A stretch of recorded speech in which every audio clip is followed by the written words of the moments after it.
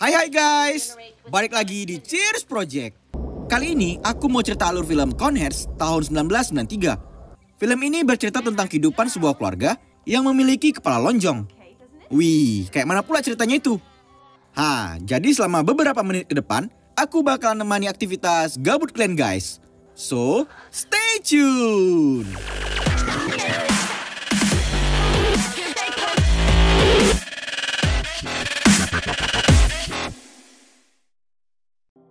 Ceritanya itu gini weh. Suatu ketika ada suatu pesawat UFO yang datang ke bumi. Tujuannya mau menjajah dan menguasai planet. Pas mereka mau mendarat, ternyata diketahui sama Angkatan Udara Amerika. Dikejarlah sama orang itu. Ciu ciu ciu ciu ciu ciu ciu. Ketembak pesawat UFO-nya. Dan akhirnya buam! Jatuh ke dalam laut. Si makhluk alien selamat dari kecelakaan itu. Dan judul film pun muncul, Conheads, yang artinya kepala kerucut. Kalian tengok aja lah, betul-betul kerucut kepalanya kan? Tapi muka si alien mirip manusia. Makanya penampilan mereka nggak pala seram kali. Pesan kamar lah orang ini dua, buat tempat tinggal sementara. Salah satu alien nyetrum mesin minuman buat ngambil uang di dalamnya. Oh mak, paten kali bah kepala lonjongnya. Udah lama pulanya mereka mata-matain planet bumi. Makanya nggak pauk-pauk kali mereka dengan kehidupan di situ. Nangap, buat bayar sewa kamar. Kau ambil aja lah sisanya. Alien ini sepasang suami istri dari planet Remulak. Yang jantan namanya Beldar, kalau betina namanya Primate. Karena pesawat luar angkasa mereka udah hancur, jadi mereka harus beradaptasi sama kehidupan planet bumi. Sampai bisa nyiptain alat buat nelpon ke markas untuk jemput mereka dari sana. Beberapa hari kemudian, Beldar udah kerja di toko elektronik. Tujuan dia kerja di situ, ya biar bisa nyiptain alat komunikasi ke markas UFO. Pandai dia perbaiki alat-alat elektronik. Bosnya si Otto pun jadi suka. Jam makan siang tiba, Beldar balik ke rumah mobilnya yang kebetulan ada di samping toko elektronik. Ternyata alat komponen terakhir berhasil didapatkan. Dan kini mereka bisa teleponan sama Marlax, pimpinan alien. Udah kuhidupkan telepon. Ngomonglah kau sama si bos. Bentar dulu yang, sebat dulu sebat. Biar gak bingung aku ngomong sama dia. Sebabat itu namanya le. Kuat kali kok bah. Beldar ngasih tahu kalau mereka gagal menaklukkan bumi karena pesawat yang udah hancur. Dia minta dijemput supaya bisa balik ke planet Remulak. Oh alah, kok gagal pula? Apalah mau ku bilang sama presiden nanti? Ya udahlah, tapi nggak bisa langsung kami jemput kalian. 7 tahun lagi lah baru bisa dijemput. Soalnya banyak misi-misi lain yang harus diselesain dulu. Beradaptasi lah kalian dulu di sana ya. Jadi stres lah orangnya dua. 7 tahun bah. Biar bisa hidup, mau nggak mau kita harus betul-betul beradaptasi sama kehidupan planet ini. Di hari itu, Primate juga ngasih tahu kalau dia lagi hamil. Terkejut lah Beldar. Harus banting pulang lah aku nyari duit ini. Dari perutnya udah nampak lah kalian kalau si bayi bakalan lonjong juga kayak mereka. Di suatu malam, Otto nanya kartu identitas Beldar biar bisa dimasukin ke BPJS. Karena nggak punya, si bos mikir kalau dia ini imigran gelap. Oh alah, kena tangkap polisi lah kau nanti. Ya udah aku bantu kau buatkan identitas. Pergilah orang ini ke calo. Dari kakak kartu keluarga, akte kelahiran, silsilah keluarga dan KTP langsung jadi satu malam itu. Sekarang Beldar dan Primate secara ilegal resmi jadi warga negara Amerika Serikat. Dalam perjalanan balik ke rumah, Otto nyaranin dia buat perbaiki gigi biar orang-orang gak terlalu seram nengokin dia. Dan ternyata si Beldar ini suka makan permen karet. Tahu kalian permen apa? Karet pengaman dimakaninya. Bisa pula dijadikannya balon. Ada-ada aja lah. Gak sabun, tisu, pembersih lantai, sampai balon pengaman pun kau makani. Alien omnivora kurasa kau ya. Gak berapa lama, pemalsuan identitas Beldar ketahuan sama kantor imigrasi. Gorman dan Ellie asistennya nyusun rencana penangkapan. Lumayan bisa naik pangkat pikirnya. Beldar ngikutin apa kata si bos. Dia pergi ke dokter buat ngerapiin gigi taringnya. Pas dia buka mulut, 3 lapis bah giginya. Wih, seram kali anjir. Patutlah semua bisa kau makani kambing. Saat mereka lagi tidur dengan berdiri, mendadak Gorman dan polisi imigran datang buat nangkapin mereka. Langsung kocar kacir lah. Dan beruntung, akhirnya mereka bisa lolos dari penangkapan itu. Dari pembongkaran rumah mobil, Gorman mulai curiga kalau mereka bukan dari bumi, melainkan makhluk alien. Sekarang Beldar jadi super taksi. Dia nyamar dengan pakaian India. Dan kini mereka tinggal di rumah kontrakan si bos taksi. Demi tumbuh kembang si anak nanti, mereka berencana pindah dari sana untuk beli rumah sendiri. Dan tiba-tiba aja, jebret! Muncrat air ketuban Primate. Itu ketuban atau banjir bandang? Ngeri kali kok bah. Primate langsung dibawa ke rumah sakit. Sampai bergetar ruangan bersalin dibuatnya. Dengan teriak keras gemetar, jebret! Akhirnya bayi keluar dengan selamat. Di hari itu, Primate ngelahirin bayi betina. Di tempat lain, setelah pemeriksaan mendalam, Gorman semakin yakin kalau orang itu adalah alien. Proyek besar nih. Kalau bisa aku tangkap si alien, bisa naik jabatan tinggi aku. Dikerahkan semua polisi buat ngepung kontrakan supir taksi. Sampai-sampai manggil FBI orang itu. Tangkap woi, tangkap! Jangan sampai lolos. Ternyata itu bukan si Beldar, melainkan si bos supir taksi. Dia ngasih tahu kalau orang yang mereka cari udah pindah dan nggak tahu entah pindah kemana. Di malam itu, Gorman dapat kabar kalau dia dipromosikan jabatan tinggi karena usaha-usahanya selama ini tampak bagus. Dan kasus si alien pun ditinggalkan dia. Nggak peduli lagi aku, bodoh amat lah situ. Yang penting aku udah naik jabatan. Waktu berjalan terus, kini Beldar, Primate dan anak mereka, Connie, hidup di komplek perumahan dengan damai. Waktu berjalan cepat, nggak terasa udah 7 tahun aja. Beldar buka usaha les belajar ngendarain mobil. Udah memang kayak manusia bumi lah orang ini. Kelamaan pulanya tinggal di situ. Ha, ini dia si Connie. Cantik kali kurasana ini. Tapi kepalanya sama aja kayak pelor. Beldar sangat disiplin dalam ngajarin anak. Hei, apa pula di kepala kau itu? Kok mau kasih tato? Tenanglah pak, ini cuma stiker jagoan neon. Bisa hilang sendiri kok. Kau kira paten kali? Kepala kerucut kita ini adalah kebanggaan dari planet Remulak. Jadi jangan kau kotori. Paham kau Connie? Kau bersihkan itu cepat. Kayak gitulah dia ngajarin anak. Gak boleh suka-suka hati. Ini Larry dan Lisa, tetangga komplek yang baik hati. Waktu itu mesin pemotong rumputnya rusak. Beldar dengan senang hati mau ngebantu. Tahu kalian kayak mana cara dia perbaiki? Dimasukin busi motor mesin itu ke dalam mulutnya. Dikunyah-kunyah, habis itu, tada! Busi motor jadi baru lagi. Paten kali cara dia perbaikinya. Walaupun Beldar galak dan disiplin, tapi dia selalu ngajak Connie bareng kawannya buat shopping bareng. Mereka pergi ke tempat servis buat ngambil mobil. Karena kelamaan di servis nggak sesuai dengan waktu yang dijanjikan, jadi marahlah dia. Kok lama kali ngap servisnya? Yang betul aja lah. Ih, slow lah pak. Namanya juga ngantri tadi. Bukan mobil bapak aja yang mau diperbaiki. Duduklah dulu. Bentar lagi selesainya ini, oke? Connie tertarik dengan cowok itu karena cuma dia yang tegas dan nggak takut buat ngomong sama bapaknya. Begitu juga dengan Ronnie. Dia tampak terpesona sama penampilan Connie yang berbeda dari cewek-cewek lain. Di tempat lain, Gorman lagi di sidang. Sekarang dia mau naik jabatan lagi jadi komisaris. Senator nanyain tentang kasus yang dulu pakai uang negara secara berlebihan buat nangkapin alien tapi nggak ada hasilnya. Senator curiga kalau uang itu dikorupsi. Gorman ngeles. Biaya kasus itu masih jalan kok pak sampai sekarang. Nanti aku buat rincian biaya dan bukti hasil dari kasus itu ya. Panik nggak? Panik nggak? Panik nggak? Ya panik lah, masa enggak? Mana bisa dia naik jabatan kalau kasus yang waktu itu nggak selesai.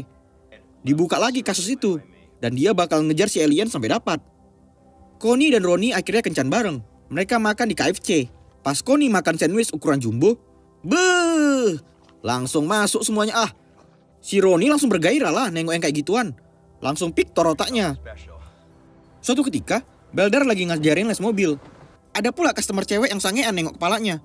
Gak ada angin, gak ada hujan. Si cewek ini langsung ngasih cipokan. Bukannya tergoda, Beldar marah dengan perbuatan itu. Aku guru, kau murid. Jangan buat perbuatan kayak di film Jav. Tujuanmu kesini cuma belajar ngendarain mobil. Paham itu bu? Kalian tengok ini weh. Biarpun dia alien, tapi sifatnya setia dan gentleman. Kalian tiru itu. Ronnie dan Connie baru aja pulang malam minggu. Sebelum keluar mobil, Ronnie minta jatah cipokan. Tapi Connie nggak tahu caranya. Sini ku ajarkan yang. Kau cuma perlu monyongkan bibirmu sayang. Kena sedot bibir kau kan? Mantap kali pasti itu. Makin sange lah si Ronnie. Dia minta tambah. Tapi Connie nolak. Gak mau, gak suka, gelai. Connie masuk ke rumah dengan kesal. Hal itu ternyata diketahui sama bapaknya. Gak tinggal diam lah dia. Mau kemana kau kambing? Seret. Kau apain anak aku tadi Jangan sempat ku buat kambing guling kau ya. Masih sabar aku ini. Cabut kau, cabut. Di malam itu, Connie ngungkapin perasaan sedih ke mamanya dengan cara nyentuhin kepala lonjong. Wih, beli strik bah. Keren. Keesokan hari, Beldar dan Larry main golf. Permainan itu adalah hobi kesukaannya. Pas lagi main, mendadak Ronnie datang nyamperin. Dia minta maaf atas perbuatannya ke Connie kemarin. Alah, bacot. Belder nggak peduli dengan perkataannya. Di hari-hari berikutnya, di perlombaan renang, Connie mewakili sekolah jadi penyelam terbaik. Ya tentu aja bapak dan mamanya bangga dengan prestasi tersebut. Di sana Ronnie juga datang buat minta maaf. Tapi Connie nggak peduli, dicuekin permintaan maafnya. Karena mereka jarang muncul di sekolah, guru Connie ngajak Belder dan Primate berpartisipasi di acara homecoming. Oh alah, acara apa pula lah itu? Oke deh bu. Hari acara homecoming dimulai. Di sana Connie nunjukin kalau dia punya bakat lainnya, yaitu dancer marching band. Paten kali bah. Ronnie datang lagi nemuin Connie, tapi kali ini dia nerima permintaan maafnya. Mereka saling berbaikan dan mulai pacaran lagi. Di malam itu, Belder jadi penyumbang dan tukang ngidupin kembang api. Acara pembukaan dimulai. Belder siap-siap nyalain kembang api. Wih! Duar! Kembang api apa itu? Kecil kali bunganya. Abis itu si Belder pakai kacamata las. Tiba-tiba kan weh. Buang! Ngeri kali bah kembang apinya. Gila. Pada melongok semua muka orang. Terbodoh. Dan akhirnya, yeay! Semua orang gembira nengok kembang api gila itu. Kok bengong ngap? Nih sebat dulu sebat. Primate ngerasa kalau suami sekarang udah kurang nafsu sama dirinya. Di mall, dia ngebeli majalah-majalah Playboy biar bisa belajar jadi wanita hot yang menggoda. Baru pulang main golf lah si Belder kan. Rupanya seisi rumah udah penuh sama lilin aromaterapi. Udah tau lah kalian buat apa itu. Ada tulisan di kulkas. Minum pasak bumi dan raih tubuhku. Oh mak, udah siap-siap si Primate rupanya di sofa. Mumpung Connie lagi sekolah ya kan. Gas lah terus. Itu kepala bawah Belder apa lonjong juga ya? Kalau iya pasti paten kali lah itu. Ternyata Ellie udah tahu lokasi keberadaan si alien. Dia lagi mata-matain di sekitar komplek. Mereka nunggu waktu yang pas buat ngelakuin penggerebekan. Sore itu mereka mau pergi ngerayain pesta Halloween. Mendadak telepon markas UFO bunyi. Setelah sekian lama waktu yang ditunggu pun tiba. Nanti tengah malam pesawat UFO bakal jemput mereka buat kembali ke planet Remulak. Di pesta, Connie dan Ronnie goyang ajeb-ajeb. Ajeb. Di sana juga ada Gorman dan Ellie yang buntutin gerak-gerik mereka. Connie, sini kau dulu nak. Ada yang mau bapak bilang. Malam ini kita balik ke planet Remulak, kampung halaman kita. Siap-siaplah kau, oke? Connie merasa sangat sedih. Berarti dia harus ninggalin teman-teman dan pacarnya Ronnie. Connie ngajak Ronnie pulang duluan. Dia mau perpisahan dengan mantap-mantap dulu di rumah. Di malam itu, gak disangka-sangka Belder menang sebagai pemain golf terfavorit komplek perumahan. Senang kali lah dia. Baru kali ini pulanya ngerasain kemenangan di bumi. Di rumah, Connie dan Ronnie mau bermantap-mantap ria. Namanya juga alien. Ternyata pakai pengamannya itu di kepala. Gas lah terus, mana ada cerita. Mumpung orang rumah gak ada ya kan. Selesai acara Halloween, Belder dan Primate bergegas pulang. Mereka harus segera siap-siap. Pas dibuka mereka pintu, oh mak, paten kali kalian dua ya. Dari mana pula kau dapat alat itu ha? Ku tengok tadi ada di sofa pak. Jadi kami pakai lah. Kepala lonjong kau itu masih terlalu muda buat pakai alat itu. Kau bilang tadi cuma ngucapin salam perpisahan. Ini malah mantep-mantep pula kalian dua. Rumah itu ternyata udah dikepung sama polisi. Belder punya ide. Buah! Motor beca Harley keluar dari bagasi. Langsung dikejar lah sama orang itu semua. Beca Harley terbalik. Dan rupanya itu si Ronnie sama kepala labu. Dia dijadikan umpan supaya mereka bisa keluar dari sana. Tapi percuma aja. Mereka udah terjebak. Gak bisa pergi kemana-mana lagi. Saat Gorman mau nangkap mereka, tiba-tiba aja wing! Sinar raksasa nyinari mobil. Oh, udah datang ternyata pesawat UFO-nya weh. Diangkatlah mereka ke atas. Gak tinggal diam, Gorman dan Ellie juga ngikut. Ya namanya juga mereka udah buat kasus korupsi. Jadi mereka gak mau kehilangan si alien. Biar bisa ketutup kasus korupsinya. Dan dia bisa naik jabatan jadi komisaris. Dan akhirnya, siu! Pesawat UFO pun hilang dari langit. Dengan kecepatan cahaya, gak berapa lama mereka sampai juga di planet Remulak. Belder langsung ngadep presiden. Kok bisa pula kau gagal menaklukkan bumi? Sebelum kau dihukum, apalah cerita? Apa yang kau bawa dari sana, ha? Ini oleh-oleh dari bumi. 2 budak manusia dan permen paling enak sedunia. Oh alah, kok dikasih dia balon pengaman? Kurang pergaulannya kayak gini lah. Gak ada yang ngajarin si Beldar pulanya. Mendadak Presiden Remulak ngamuk. Gara-gara penampilan gigi Beldar udah beda gak kayak kaum Remulak lagi. Kecewa aku sama kau Lapet. Gak ada cerita, kau juga tetap dihukum sama penjahat-penjahat lainnya. Beldar dan penjahat-penjahat lainnya dimasukin ke dalam stadion kematian. Di arena pertarungan hidup dan mati, monster Gardock dilepasin. Badan gede, muka seram, tapi suara malah kayak buaya kejepit. Ada-ada aja lah. Pertarungan dimulai. Gladiator 1-3 bermatian semua. Tinggal si Balder yang tersisa. Udah ketakutan setengah mati keluarganya ngeliatin. Supaya bisa ngalahin monster Gardock, dia nyiptain tongkat golf dari kuku cakar dan tongkat. 1, 2, 3, ketepak! Masuk batu ke kerongkongan si monster. Langsung tewas lah Gardock, gara-gara tersedak batu. Ada gunanya juga si Beldar hobi main golf. Paten lah kok geng. Karena udah menang, Beldar dapat satu permintaan. Dia minta agar diizinkan balik ke bumi. Kesempatan sekali lagi untuk menyerang planet tersebut. Permintaannya pun dikabulkan.